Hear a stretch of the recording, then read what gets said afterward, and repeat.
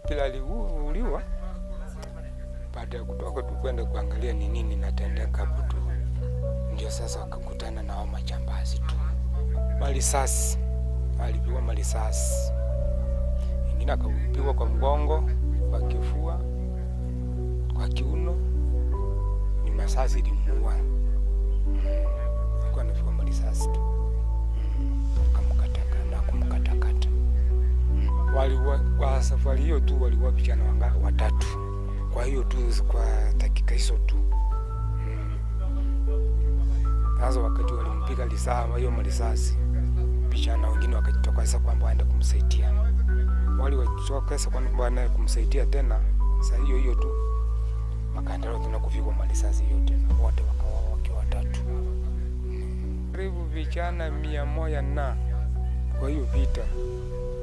Hata juzi tu tulikuwa tunasikia vijana wengine hapo karibu tu. Karibu vijana 100 wanauawa hapo tu.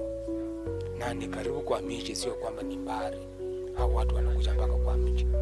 Hata juzi wakati tulikuwa tunakaa hapo tunaomboleza hapo tu.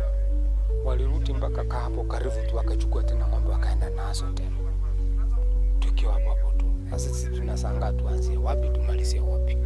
Naomba serikali itusaidie kwa sababu tuone namna bila tutapata chakula, bila tutaishi, kwa sababu hatuna ulinzi kabisa. Kwa sababu serikali ingilie hiyo maneno ndio kwamba tupate namna ya kupata chakula bila tutaishi sasa.